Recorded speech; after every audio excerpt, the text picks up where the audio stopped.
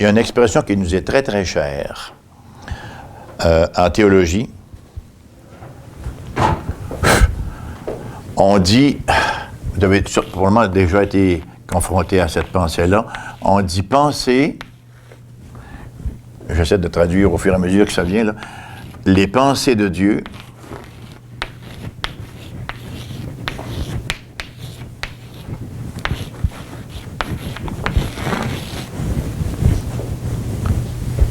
le reste est très important. Après lui,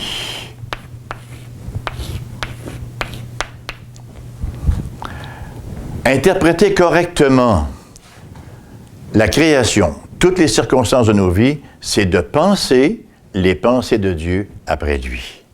Vous voyez? Il y a une continuité. On pense les pensées de Dieu, mais en même temps, on ne les pense pas exactement comme lui. Nous sommes des êtres analogues. On les pense par analogie. Alors, on les pense après lui. Il n'y a pas d'identité. C'est pas identique, mais c'est analogique à la pensée de Dieu. Ça veut dire que si on veut savoir si nous sommes dans la vérité, là, sur quelque événement que ça puisse être, on dit qu'est-ce que Dieu en dit. Que faisaient les gens de Bérée, qui avaient des sentiments plus nobles que ceux de Thessalonique? Ils examinaient les Écritures pour savoir si ce qu'on leur enseignait était exact, et c'est Paul qui les enseignait. Ils ne prenaient pas de risque. Alors, ils pensaient les pensées de Dieu après lui. Vous voyez? Comment est-ce qu'on examine notre culture d'aujourd'hui, la définition du mariage? Est-ce qu'on pense les pensées de Dieu après lui? Non. On refait la même chose qu'Adam et Ève ont fait dans le jardin. Dieu dit que, le serpent dit que, puis nous, qu'est-ce qu'on dit? Nous sommes des êtres rationnels, après tout, nous avons une raison, nous sommes intelligents, on décide pour nous-mêmes. Hein? C'est le sempiternel problème de l'humanité. On répète exactement de génération en génération, on est en train de refaire le même scénario du jardin. Dieu a-tu vraiment dit ça? Est-ce que c'est vraiment Dieu qui a inspiré cela? On met en question la parole de Dieu et ensuite on décide de faire autrement. Il n'y a rien de nouveau sous le soleil. Depuis des générations, l'échec est éprouvé, mais on continue pareil. Alors pensez les pensées de Dieu après lui. Thinking God's thought after him. Ce n'est pas à dire que l'homme, avant la chute, avait également besoin de révélations surnaturelles. Pourtant, il n'y avait pas encore péché. Mais l'homme n'a jamais vécu exclusivement sur la révélation générale.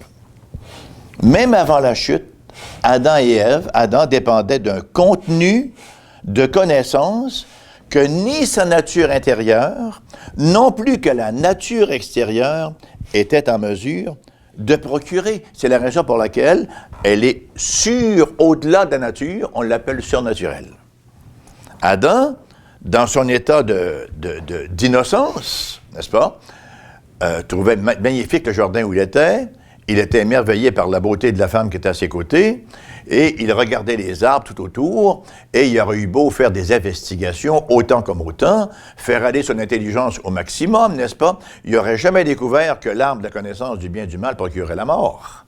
S'il la mangeait, il lui fallait une révélation surnaturelle. Il fallait que Dieu interprète cet arbre-là pour lui. Et Dieu interprétait aussi les autres arbres. Tu peux manger de tous les arbres du jardin. Alors Dieu interprète les autres arbres. Tu n'as aucun problème avec ces arbres-là. Alors tu n'as qu'à penser mes pensées après moi et tu n'auras pas de problème. Mange de cet arbre-là, tu vas en jouir énormément. Il y en a plein, tout le jardin. Il y en a seulement un duquel tu ne dois pas t'approcher. Dieu l'interprète. Pense mes pensées après moi. Comme ça, tu ne mourras pas. Vous voyez?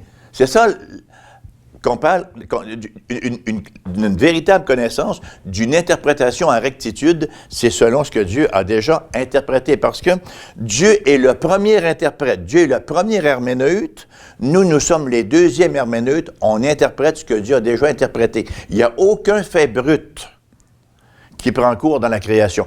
Tous les faits sont déjà interprétés par Dieu. Dieu a tout interprété pour la simple raison qu'il n'y a aucun fait qui trouve sa source à partir de nulle part. Il y a un seul créateur. Tous les faits prennent leur source en Dieu et sont conséquemment des messagers de Dieu et sont déjà préinterprétés. Et si on veut les comprendre correctement, on leur donne l'interprétation que Dieu leur a déjà donnée. Vous voyez?